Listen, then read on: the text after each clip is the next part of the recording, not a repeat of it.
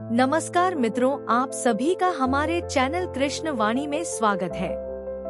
आज हम श्रीमद् भगवद गीता अध्याय 6वां श्लोक पहले से लेकर 10वें श्लोक तक ध्यानयोग का अर्थ, अनुवाद और व्याख्या विस्तार से जानेंगे।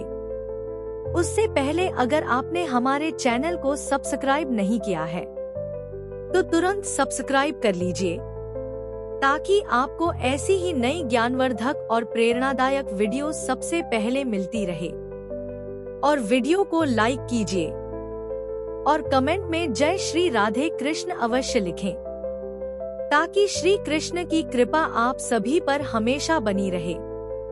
तो चलिए इस महत्वपूर्ण ज्ञानमयी यात्रा की ओर आगे बढ़ते हैं। श्लोक पहला।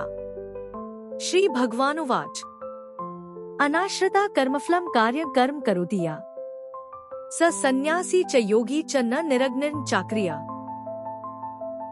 भावार्थ, श्री भगवान ने कहा, जो पुरुष अपने कर्मफल के प्रति अनासक्त है और जो अपने कर्तव्य का पालन करता है वही सन्यासी और असली योगी है।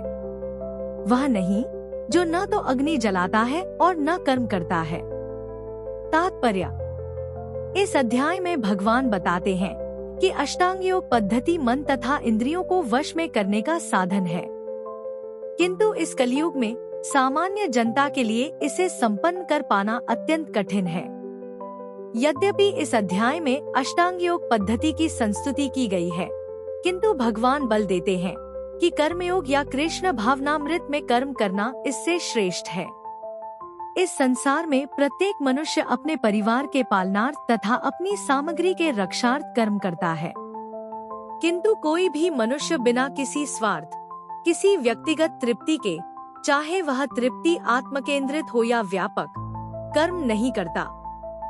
पूर्णता की कसौटी है कृष्ण भावनामृत में कर्म करना, कर्म के फलों का भोग करने के उद्देश्य से नहीं। कृष्ण भावनामृत में कर्म करना प्रत्येक व्यक्ति का कर्तव्य है, क्योंकि सभी लोग परमेश्वर के अंश हैं। शरीर के अंग पूरे शरीर के लिए कार्य करते हैं।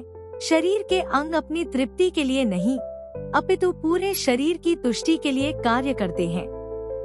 इसी प्रकार जो जीव अपनी तुष्टि के लिए नहीं, अपितु परब्रह्म की तुष्टि के लिए कार्य करता है, वही पूर्ण सन्यासी या पूर्ण योगी है। कभी कभी सन्यासी सोचते हैं कि उन्हें सारे कार्यों से मुक्ति मिल गई, अतः वे अग्निहोत्र यज्ञ करना बंद कर देते हैं, लेकिन वस्तुतः वे स्वार्थी हैं, क्योंकि उनका लक्ष्य निराकार ब्रह्मा से तादात्म्य स्थापित करना होता है। ऐसी इच्छा भौतिक इच्छा से तो श्रेष्ठ है, किंतु यह स्वार्थ से रहित नहीं होती। इसी प्रकार जो योगी समस्त कर्म बंद करके अर्धनिमीलित नेत्रों से योगाभ्यास करता है, वह भी आत्मतुष्टि की इच्छा से पूरित होता है, किंतु कृष्ण भावनाभावित व्यक्ति को कभी भी आत्मतुष्टि की इच्छा नहीं रहती। उसका एकमात्र लक्ष्य कृष्ण को प्रसन्न करना होता है। त्याग के सर्वोच्च प्रतीक भगवान चैतन्य प्रार्थना करते हैं, न धनम न जनम न सुंदरी कविता व जगदीश काम्ये मम जन्मनि जन्मनीश्वरे भवताद भक्तिर्हेतु की त्वयि। हे सर्वशक्तिमान प्रभु, मुझे न तो धन संग्रह की कामना है, न मैं सुंदर स्त्रियों के साथ रमण करने का अभिलाषी हूँ, न ही मुझे अनुयायियों की कामना है। मैं तो जन्म जन्मांतर आपकी प्रेमा भक्ति की हेतु की कृपा का ही अभिलाषी हूँ। श्लोक दूसरा। यन संन्यासमिति प्राहुर्योग तत् विद्धि पांडव न ह्यसन्न्यस्त संकल्पो योगी भवति कश्चन। भावार्थ, हे पांडुपुत्र, जिसे सन्यास कहते हैं उसे ही तुम योग अर्थात परब्रह्म से युक्त होना जानो, क्योंकि इंद्रिय तृप्ति के लिए इच्छा को त्यागे बिना कोई कभी योगी नहीं हो सकता। तात्पर्य, वास्तविक संन्यास योग या भक्ति का अर्थ है कि जीवात्मा अपनी स्वाभाविक स्थिति को जाने और तदानुसार कर्म करे। जीवात्मा का अपना स्वतंत्र अस्तित्व नहीं होता, वह परमेश्वर की तटस्था शक्ति है। जब वह माया के वशीभूत होता है तो वह बद्ध हो जाता है, किंतु जब वह कृष्ण भावनाभावित रहता है अर्थात आध्यात्मिक शक्ति में सजग रहता है तो वह अपनी सहज स्थिति में होता है। इस प्रकार जब मनुष्य पूर्ण ज्ञान में होता है तो वह समस्त इंद्रिय तृप्ति को त्याग देता है, अर्थात समस्त इंद्रिय तृप्ति के कार्यकलापों का परित्याग कर देता है। इसका अभ्यास योगी करते हैं जो इंद्रियों को भौतिक आसक्ति से रोकते हैं। किंतु कृष्ण भावनाभावित व्यक्ति को तो ऐसी किसी भी वस्तु में अपनी इंद्रिय लगाने का अवसर ही नहीं मिलता जो कृष्ण के निमित्त न हो। फलतः कृष्ण भावनाभावित व्यक्ति सन्यासी तथा योगी साथ साथ होता है। ज्ञान तथा इंद्रिय निग्रह योग के ये दोनों प्रयोजन कृष्ण भावनामृत द्वारा स्वतः पूरे हो जाते हैं। यदि मनुष्य स्वार्थ का त्याग नहीं कर पाता तो ज्ञान तथा योग व्यर्थ रहते हैं। जीवात्मा का मुख्य ध्येय तो समस्त प्रकार की आत्म तृप्ति को त्याग कर परमेश्वर की तुष्टि करने के लिए तैयार रहना है। कृष्ण भावनाभावित व्यक्ति में किसी प्रकार की आत्म तृप्ति की इच्छा नहीं रहती। वह सदैव परमेश्वर की प्रसन्नता में लगा रहता है। अतः जिसे परमेश्वर के विषय में कुछ भी पता नहीं होता वही स्वार्थ पूर्ति में लगा रहता है, क्योंकि कोई कभी निष्क्रिय नहीं रह सकता।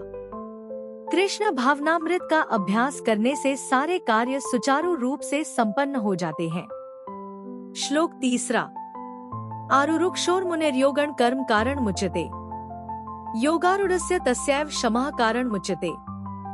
भावार्थ, अष्टांग योग के नवसाधक के लिए कर्म साधन कहलाता है और योग सिद्ध पुरुष के लिए समस्त भौतिक कार्यकलापों का परित्याग ही साधन कहा जाता है। तात्पर्य, परमेश्वर से युक्त होने की विधि योग कहलाती है।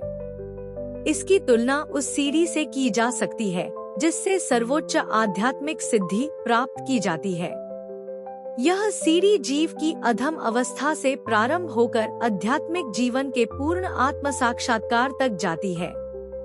विभिन्न चढ़ावों के अनुसार इस सीढ़ी के विभिन्न भाग भिन्न भिन्न नामों से जाने जाते हैं, किंतु कुल मिलाकर यह पूरी सीढ़ी योग कहलाती है और इसे 3 भागों में विभाजित किया जा सकता है: ज्ञान योग, ध्यान योग और भक्ति योग। सीढ़ी के प्रारंभिक भाग को योगारूढ़ अवस्था और अंतिम भाग को योगारूढ़ कहा जाता है।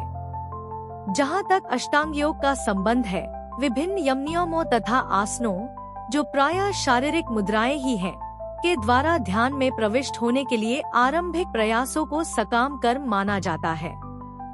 ऐसे कर्मों से पूर्ण मानसिक संतुलन प्राप्त होता है जिससे इंद्रियां वश में होती हैं। जब मनुष्य पूर्ण ध्यान में सिद्धहस्त हो जाता है तो विचलित करने वाले समस्त मानसिक कार्य बंद हुए माने जाते हैं। किंतु कृष्ण भावनाभावित व्यक्ति प्रारंभ से ही ध्यानावस्थित रहता है, क्योंकि वह निरंतर कृष्ण का चिंतन करता है। इस प्रकार कृष्ण की सेवा में सतत व्यस्त रहने के कारण उसके सारे भौतिक कार्यकलाप बंद हुए माने जाते हैं। श्लोक 4। यदा हि नेन्द्रियार्थेषु न कर्मस्वनु सज्जते, सर्व संकल्प सन्यासी योगारूढ़स्तदोच्यते। भावार्थ, जब कोई पुरुष समस्त भौतिक इच्छाओं का त्यागा करके न तो इंद्रिय तृप्ति के लिए कार्य करता है और न सकाम कर्मों में प्रवृत्त होता है तो वह योगारूढ़ कहलाता है। तात्पर्य, जब मनुष्य भगवान की दिव्य प्रेमा भक्ति में पूरी तरह लगा रहता है तो वह अपने आप में प्रसन्न रहता है और इस तरह वह इंद्रिय तृप्ति या सकाम कर्म में प्रवृत्त नहीं होता। अन्यथा इंद्रिय तृप्ति में लगना ही पड़ता है, क्योंकि कर्म किए बिना कोई रह नहीं सकता। बिना कृष्ण भावनामृत के मनुष्य सदैव स्वार्थ में तत्पर रहता है, किंतु कृष्ण भावनाभावित व्यक्ति कृष्ण की प्रसन्नता के लिए ही सब कुछ करता है। फलतः वह इंद्रिय तृप्ति से पूरी तरह विरक्त रहता है। जिसे ऐसी अनुभूति प्राप्त नहीं है, उसे चाहिए कि भौतिक इच्छाओं से बचे रहने का वह यंत्रवत प्रयास करे, तभी वह योग की सीढ़ी से ऊपर पहुंच सकता है। श्लोक 5। उद्धरेदात्मनात्मानं नात्मान मवसादेत, आत्मैव ह्यात्मनो बंधुरात्मैव रिपुरात्मना। भावार्थ, मनुष्य को चाहिए कि अपने मन की सहायता से अपना उद्धार करे और अपने को नीचे न गिरने दे। यह मन बद्धजीव का मित्र भी है और शत्रु भी। तात्पर्य, प्रसंग के अनुसार आत्मा शब्द का अर्थ शरीर, मन तथा आत्मा होता है। योग पद्धति में मन तथा आत्मा का विशेष महत्व है। चूँकि मन ही योग पद्धति का केंद्र बिंदु है, अतः इस प्रसंग में आत्मा का तात्पर्य मन होता है। योग पद्धति का उद्देश्य मन को रोकना तथा इंद्रिय विषयों के प्रति आसक्ति से उसे हटाना है। यहाँ पर इस बात पर बल दिया गया है कि मन को इस प्रकार प्रशिक्षित किया जाए कि वह बद्धजीव को अज्ञान के दलदल से निकाल सके। इस जगत में मनुष्य मन तथा इंद्रियों के द्वारा प्रभावित होता है। वास्तव में शुद्ध आत्मा इस संसार में इसीलिए फंसा हुआ है क्योंकि मन मिथ्या अहंकार में लगकर प्रकृति के ऊपर प्रभुत्व जताना चाहता है। अतः मन को इस प्रकार प्रशिक्षित करना चाहिए कि वह प्रकृति की तड़क भड़क से आकृष्ट न हो और इस तरह बद्धजीव की रक्षा की जा सके। मनुष्य को इंद्रिय विषयों से आकृष्ट होकर अपने को पतित नहीं करना चाहिए। जो जितना ही इंद्रिय विषयों के प्रति आकृष्ट होता है वह उतना ही इस संसार में फंसता है। अपने को विरत करने का सर्वोत्कृष्ट साधन यही है कि मन को सदैव कृष्ण भावनामृत में निरत रखा जाए। ही शब्द इस बता पर बल देने के लिए प्रयुक्त है, अर्थात इसे अवश्य करना चाहिए। अमृत बिंदु उपनिषद में 2 कहा भी गया है, मन एव मनुष्याणा कारण बंध मोक्षयोः बंधाय विषयासंगो मुक्ते निर्विषम मना। मन ही मनुष्य के बंधन और मोक्ष का भी कारण है। इंद्रिय विषयों में लीन मन बंधन का कारण है और विषयों से विरक्त मन मोक्ष का कारण है। अतः जो मन निरंतर कृष्ण भावनामृत में लगा रहता है वही परम मुक्ति का कारण है। श्लोक 6 बंधुरात्मात्मनस्तस्य येनात्मैवात्मना जिता अन्नात्मस्तु शत्रुत्वे वर्तेतात्मैव शत्रुवत्। भावार्थ, जिसने मन को जीत लिया है उसके लिए मन सर्वश्रेष्ठ मित्र है, किंतु जो ऐसा नहीं कर पाया इसके लिए मन सबसे बड़ा शत्रु बना रहेगा। तात्पर्य, अष्टांग योग के अभ्यास का प्रयोजन मन को वश में करना है, जिससे मानवीय लक्ष्य प्राप्त करने में वह मित्र बना रहे। मन को वश में किए बिना योगाभ्यास करना मात्र समय को नष्ट करना है। जो अपने मन को वश में नहीं कर सकता वह सतत अपने परम शत्रु के साथ निवास करता है और इस तरह उसका जीवन तथा लक्ष्य दोनों ही नष्ट हो जाते हैं। जीव की स्वाभाविक स्थिति यह है कि वह अपने स्वामी की आज्ञा का पालन करे। अतः जब तक मन अविजित शत्रु बना रहता है तब तक मनुष्य को काम, क्रोध, लोभ, मोह आदि की आज्ञाओं का पालन करना होता है। किंतु जब मन पर विजय प्राप्त हो जाती है तो मनुष्य इच्छानुसार उस भगवान की आज्ञा का पालन करता है जो सबों के हृदय में परमात्मा स्वरूप स्थित है। वास्तविक योगाभ्यास हृदय के भीतर परमात्मा से भेंट करना तथा उनकी आज्ञा का पालन करना है। जो व्यक्ति साक्षात कृष्ण भावनामृत स्वीकार करता है वह भगवान की आज्ञा के प्रति स्वतः समर्पित हो जाता है। श्लोक 7 जितात्मना प्रशांतस्य परमात्मा समाहिता शीतोष्ण सुख दुखेषु तथा मानापमान्यो। भावार्थ, जिसने मन को जीत लिया है उसने पहले ही परमात्मा को प्राप्त कर लिया है, क्योंकि उसने शांति प्राप्त कर ली है। ऐसे पुरुष के लिए सुख दुख, सर्दी गर्मी एवं मान अपमान एक से हैं। तात्पर्य, वस्तुतः प्रत्येक जीव उस भगवान की आज्ञा का पालन करने के निमित्त आया है जो जनवरी से जनवरी के हृदयों में परमात्मा रूप में स्थित है। जब मन बहिरंगा माया द्वारा विपथ पर कर दिया जाता है तब मनुष्य भौतिक कार्यकलापों में उलझ जाता है। अतः ज्यों ही मन किसी योग पद्धति द्वारा वश में आ जाता है त्यों ही मनुष्य को लक्ष्य पर पहुंच हुआ मान लिया जाना चाहिए। मनुष्य को भगवदाज्ञा का पालन करना चाहिए। जब मनुष्य का मन पराप्रकृति में स्थिर हो जाता है तो जीवात्मा के समक्ष भगवदाज्ञा पालन करने के अतिरिक्त कोई विकल्प नहीं रह जाता। मन को किसी न किसी उच्च आदेश को मानकर उनका पालन करना होता है। मन को वश में करने से स्वतः ही परमात्मा के आदेश का पालन होता है। चूँकि कृष्ण भावनाभावित होते ही यह दिव्य स्थिति प्राप्त हो जाती है, अतः भगवत भक्त संसार के द्वंद्वों यथा सुख दुख, सर्दी गर्मी आदि से अप्रभावित रहता है। यह अवस्था व्यावहारिक समाधि या परमात्मा में तल्लीनता है। श्लोक 8। ज्ञान विज्ञान तृप्तात्मा कूटस्थो विजितेन्द्रिया युक्त इत्युच्यते योगी समलोष्ट्राश्मकांचना। भावार्थ, वह व्यक्ति आत्म साक्षात्कार को प्राप्त तथा योगी कहलाता है जो अपने अर्जित ज्ञान तथा अनुभूति से पूर्णतया संतुष्ट रहता है।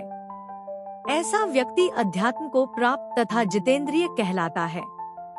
वह सभी वस्तुओं को, चाहे वे कंकड़ हों, पत्थर हों या कि सोना, एक समान देखता है। तात्पर्य, परम सत्य की अनुभूति के बिना कोरा ज्ञान व्यर्थ होता है। भक्तिर सामृत सिंधु में कहा गया है, अतः श्री कृष्ण नामादि न भवेद ग्राह्यमिंद्रियः सेवोन्मुखे हि जह्वादौ स्वयमेव स्फुरत्यदा। कोई भी व्यक्ति अपनी दूषित इंद्रियों के द्वारा श्री कृष्ण के नाम, रूप, गुण तथा उनकी लीलाओं की दिव्य प्रकृति को नहीं समझ सकता। भगवान की दिव्य सेवा से पूरित होने पर ही कोई उनके दिव्य नाम, रूप, गुण तथा लीलाओं को समझ सकता है। यह भगवद गीता कृष्ण भावनामृत का विज्ञान है। मात्र संसारी विद्वता से कोई कृष्ण भावनाभावित नहीं हो सकता। उसे विशुद्ध चेतना वाले का सान्निध्य प्राप्त होने का सौभाग्य मिलना चाहिए। कृष्ण भावनाभावित व्यक्ति को भगवत कृपा से ज्ञान की अनुभूति होती है, क्योंकि वह विशुद्ध भक्ति से तुष्ट रहता है। अनुभूत ज्ञान से वह पूर्ण बनता है। आध्यात्मिक ज्ञान से मनुष्य अपने संकल्पों में दृढ़ रह सकता है, किंतु मात्र शैक्षिक ज्ञान से वह बाह्य विरोधाभासों द्वारा मोहित और भ्रमित होता रहता है। केवल अनुभवी आत्मा ही आत्मसंयमी होता है, क्योंकि वह कृष्ण की शरण में जा चुका होता है। वह दिव्य होता है, क्योंकि उसे संसारी विद्वता से कुछ लेना देना नहीं रहता। उसके लिए संसारी विद्वता तथा मनोधर्म, जो अन्यों के लिए स्वर्ण के समान उत्तम होते हैं, कंकड़ों या पत्थरों से अधिक नहीं होते। श्लोक 9।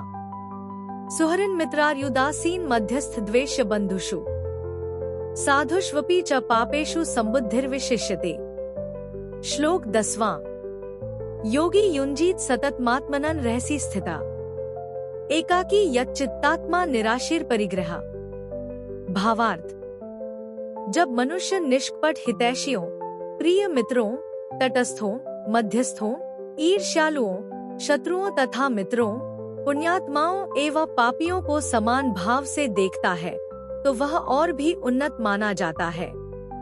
योगी को चाहिए कि वह सदैव अपने शरीर, मन तथा आत्मा को परमेश्वर में लगाए, एकांत स्थान में रहे और बड़ी सावधानी के साथ अपने मन को वश में करे। उसे समस्त आकांक्षाओं तथा संग्रह भाव से मुक्त होना चाहिए। तात्पर्य, कृष्ण की अनुभूति ब्रह्मा, परमात्मा तथा श्री भगवान के विभिन्न रूपों में होती है।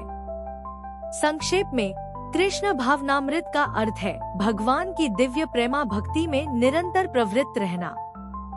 किंतु जो लोग निराकार ब्रह्मा अथवा अंतर्यामी परमात्मा के प्रति आसक्त होते हैं, वे भी आंशिक रूप से कृष्ण भावनाभावित हैं, क्योंकि निराकार ब्रह्मा कृष्ण की आध्यात्मिक किरण है और परमात्मा कृष्ण का सर्वव्यापी आंशिक विस्तार होता है। इस प्रकार निर्विशेषवादी तथा ध्यानयोगी भी अप्रोक्ष रूप से कृष्ण भावनाभावित होते हैं। प्रत्यक्ष कृष्ण भावनाभावित व्यक्ति सर्वोच्च योगी होता है, क्योंकि ऐसा भक्त जानता है कि ब्रह्मा तथा परमात्मा क्या है। उसका परम सत्य विषय ज्ञान पूर्ण होता है, जबकि निर्विशेषवादी तथा ध्यानयोगी अपूर्ण रूप में कृष्ण भावनाभावित होते हैं। इतने पर भी इन सबों को अपने अपने कार्यों में निरंतर लगे रहने का आदेश दिया जाता है, जिससे वे देरस्वैर परम सिद्धि प्राप्त कर सके। योगी का पहला कर्तव्य है कि वह कृष्ण पर अपना ध्यान सदैव एकाग्र रखे। उसे सदैव कृष्ण का चिंतन करना चाहिए और एक क्षण के लिए भी उन्हें नहीं भुलाना चाहिए। परमेश्वर में मन की एकाग्रता ही समाधि कहलाती है। मन को एकाग्र करने के लिए सदैव एकांतवास करना चाहिए और बाहरी उपद्रवों से बचना चाहिए। योगी को चाहिए कि वह अनुकूल परिस्थितियों को ग्रहण करे और प्रतिकूल परिस्थितियों को त्याग दे। जिससे उसकी अनुभूति पर कोई प्रभाव न पड़े। पूर्ण संकल्प कर लेने पर उसे उन व्यर्थ की वस्तुओं के पीछे नहीं पड़ना चाहिए जो परिग्रह भाव में उसे फंसा ले। ये सारी सिद्धियां तथा सावधानियां तभी पूर्ण रूपेण कार्यान्वित हो सकती हैं, जब मनुष्य प्रत्यक्षतः कृष्ण भावनाभावित हो, क्योंकि साक्षात कृष्ण भावनामृत का अर्थ है आत्मोसर्ग, जिसमें संग्रह भाव, परिग्रह के लिए लेशमात्र स्थान नहीं होता। श्रील रूप गोस्वामी कृष्ण भावनामृत का लक्षण इस प्रकार देते हैं। अनासक्तये विषयान् यथार्हमुपयुञ्जता निर्बंध कृष्ण संबंधे युक्त वैराग्यमुच्यते प्रापंचिकतया बुद्ध्या हर संबंधि वस्तुना मुमुक्षुभ्यः परित्यागो वैराग्यम फल्गु कथ्यते।